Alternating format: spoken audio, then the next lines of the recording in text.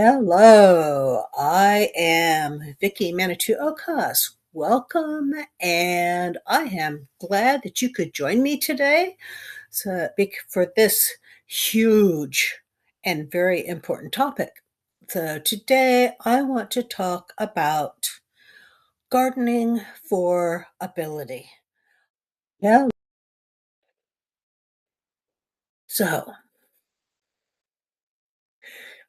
what does it even mean to garden for ability? It means finding ways to live the life that you want to live in a way that is resilient and sustainable over the long term. It means being able to garden for your life no matter what your life throws at you. To me, it means setting up systems that are flexible, adaptable, and are able to work and evolve with your changing environment and your desires, your body, and your time. It does mean that you're going to have to take a hard look at where you are and where you are likely to be, uh, and be very conscious about designing systems that are going to work for you, that actually get easier to manage over time, so that 2 years from now, the system is easier to manage than it is today. So the time that you're putting in is the thoughts and the setup that's going to make things easier tomorrow. Okay. But how are we going to do that? Okay. Well, that's what this is all about. So that even if you believe that you are able bodied right now, start right now setting up the systems so that you are becoming more efficient and effective over time. Okay. It's about setting up systems that are, for the most part, once they're going properly, are self maintaining. So look at, you're going to look at ways to create your systems so that once you got them stable, they're going to take care of themselves. Ah, here's a good one.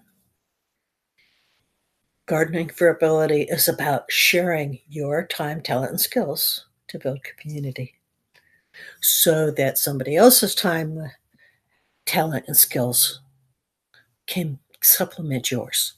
So you are working with somebody else, they're working with you, and you're sharing skills that by yourself you might not have. And it is working with your life cycle, not against it, both yours and the environment. So let's find that path forward. We're going to start the path forward into gardening for ability by taking some time today. So get out a piece of paper and a pen, and we're going to work with some questions to create your framework. Okay.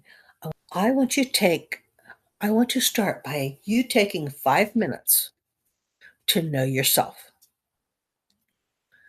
Pause the video after I get done with this in a couple minutes and do a little bit of note taking for yourself. Okay. I want you to think about what it actually is that you want out of this. Okay. Really, really want.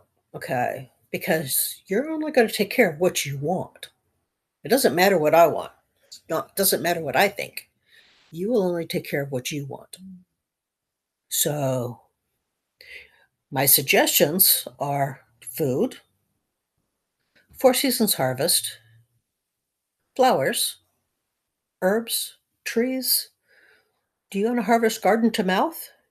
Or do you want an extensive preservation pantry? Okay. What is it that you want? What is your motivation, your beliefs, and the stories that you're telling yourself? My grandmother believed that she had to have a flatbed garden. That's what she believed. That's what she was taught. That's what she grew up with. I developed mini gardens and garden beds. I developed the garden bed system on the farm. I developed my container gardens in my RV. Okay, because I was determined that I was going to have food at my fingertips. Okay, where would you joyously spend your time? Okay. And these are where you want to go with your garden. You're not going to take care of that garden unless it meets what you want, your stories, or your stories change to match your garden, and where you would joyously spend time.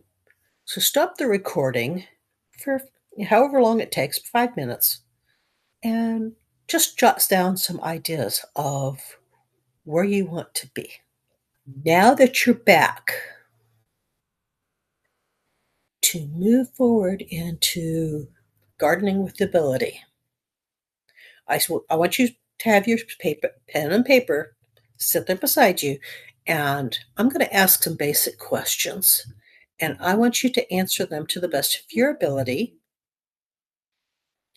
Go through the video again if you need to, or stop, do what you need to do, but answer some basic questions for yourself and get very, very specific with your answers because this is going to help you move forward in creating your plan.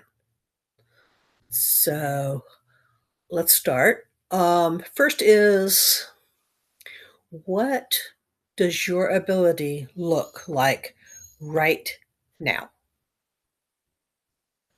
Okay. How do those limitations look right now? And how do they manifest in your life? What do they look like in your life? Okay. My knees look like I am not going to kneel down on the ground. My knees and shoulder tell me I am not going to sit on the ground. Okay, not happily. Somebody with um, limited energy, how does that manifest in your life? Okay, so exactly how do those limitations, challenges manifest in your life? What do they look like in your life? The second question, which activities and motions hurt? Which activities and motions drain your energy and your vitality?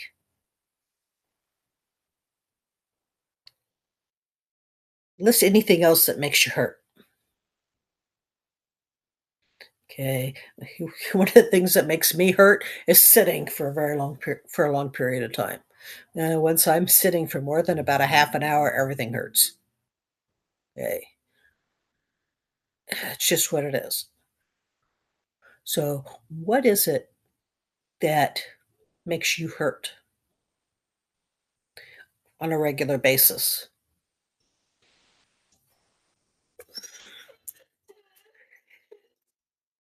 These are things that are during your daily life that pay attention to.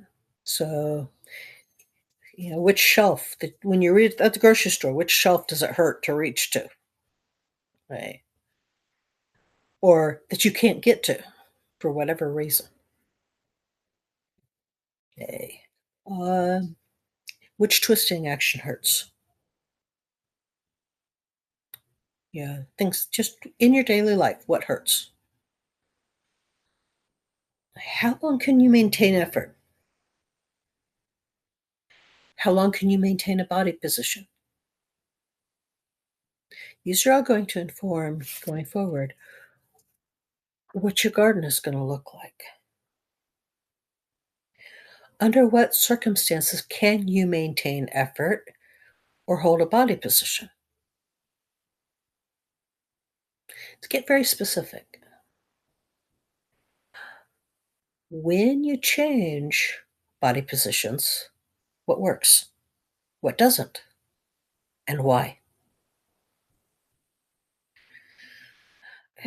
Yeah, between my knees and shoulders, I it's very difficult for me to get up from the ground. I look like a crab when I get up from the ground. It's funny. Absolutely hilarious. But what works for you? Okay. Do an exercise. Let's do a stretch exercise for a minute. Okay. I want you to sit in your chair or stand up, whatever you're going to do. And how far can you reach? How far can you stretch without it being painful? Just reach out your arm and stretch. Okay. Reach out forward and stretch. Okay. Both ways, backwards a little bit. Okay. Measure that. You want to set up your gardens to stay within that comfort zone. So if your stretch from right here is 2 feet, that's your limit. If your stretch is 18 inches, that's a different limit. But what if you can't stretch at all? What if you have to keep it right here at your body? Those are important things to know when you're setting up your systems. Okay. Can you twist and how far? Okay. I cannot twist my neck as far as maybe as I should be able to. Okay. I need to know that when I'm setting up my systems. Okay. Here's the positive ones. You can't just look at the negatives. Let's go at the positives. Which activities energize you, soothe you, calm you? Okay. Which activities make you feel good? The temperature, the body position, types of movements. What makes you feel good? What makes you feel energized? Okay. What types of activities improve your mobility?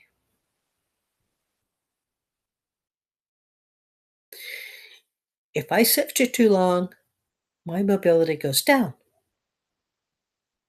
If I get up and walk around the block, my mobility goes up.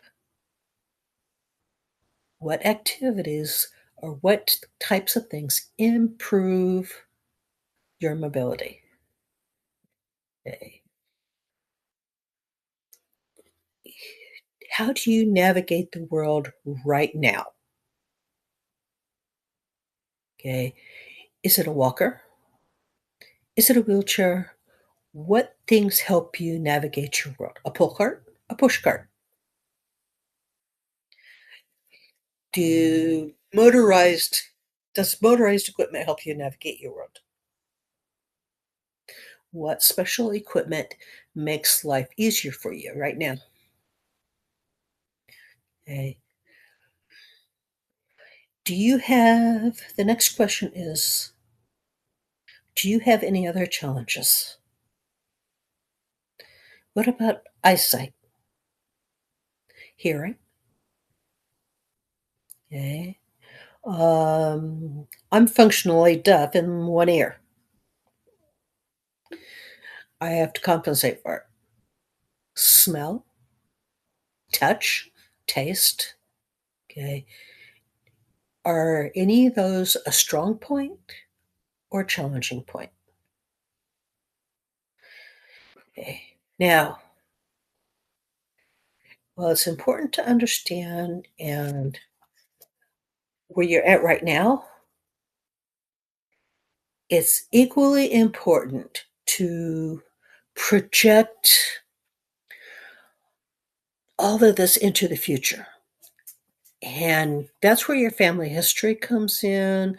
That's where looking at around at people that are working with the same types of issues that you're working with, but project this into the future with your family history and how other people navigate, what the challenges are, what you're likely to face in an evolving body and an evolving environment going forward. Because your time is going to change, your body's going to change. Project this into the future as best you can. What is that trend line? What do you think, to your best ability, what do you think this is going to look like in 2 years, 5 years? Okay. I want to see you evolve your systems to stay ahead of that trend line so that you're gardening for life. Okay. Where and how does your mind and body function the best? Okay. Where are you at your best? Okay. What sights, what smells, what sounds, what temperature? Under what conditions are you at your best? Okay. What is creating triggers in your life? Okay. Yeah, what's creating triggers? Okay, what calms those triggers? Now that's that is a lot of information to keep in mind when you are gardening and creating your systems for gardening for ability. And the reality is that everybody's system and everybody's space is going to look different. And well, I would love to be able to give you a cookbook and say, this is the way you set it up. It can't be done. And that makes it look complicated and overwhelming. But the truth is that while there is no one way to garden for ability, there are methods for getting to what you need. If I had been close to my grandmother, I would have been on top of the situation. And I would have created a system for her much earlier that would have lasted much longer for her. Okay. Yeah. There are so many paths that you could go down, and so many branches and branch points that are going to get you to your good path for gardening for ability. So let's use your answers. Okay. Let's use your answers to navigate those branching paths to get you to where you need to be. Okay. So the first thing I want you to do is check out the chart, and I want you to take the information that you've got and fill out your chart.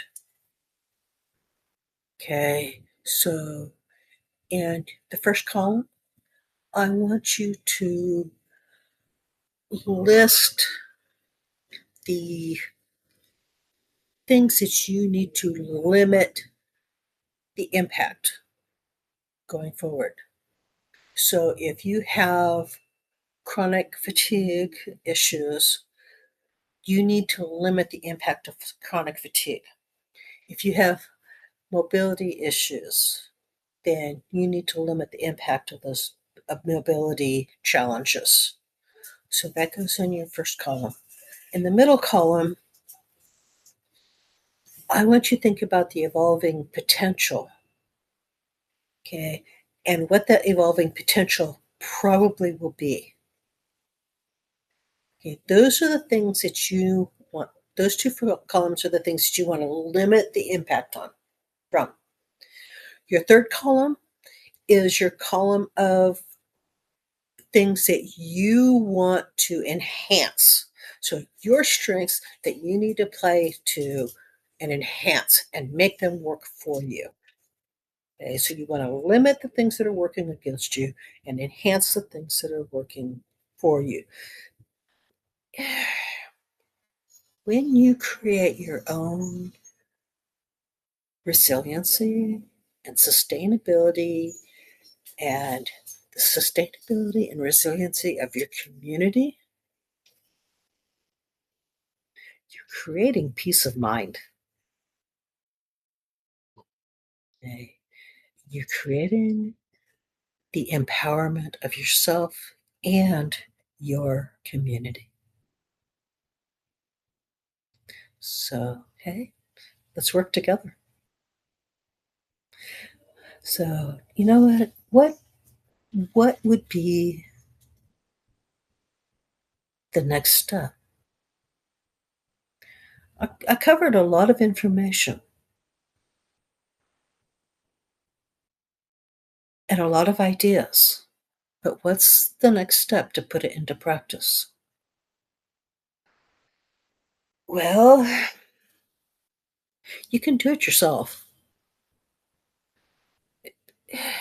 You take this information, the concepts, and you can go do some research and you can put it together.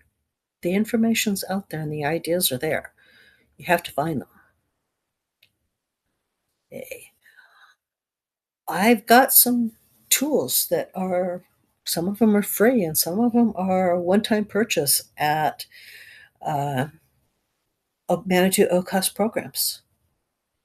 There's workshops, there's coaching, okay, plant profiles. All that information is there, and it takes some time to find it. Another path forward would be to join us over at Delectable Tiny Gardens.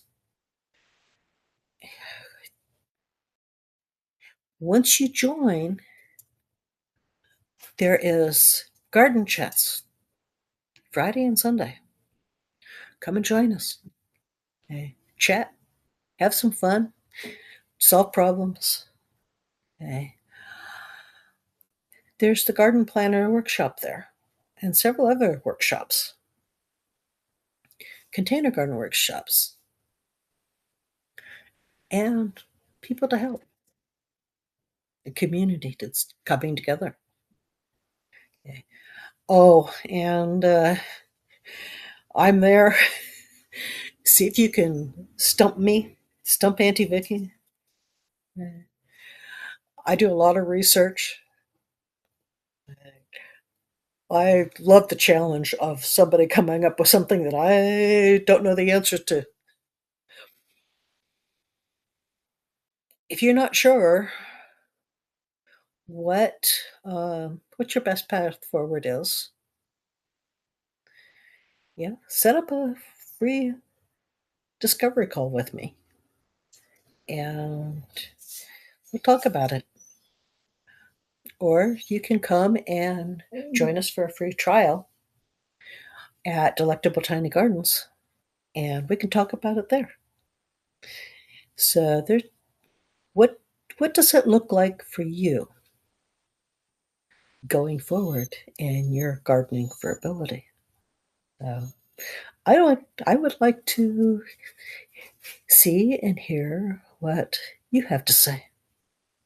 So, hey, like, subscribe, come and join us.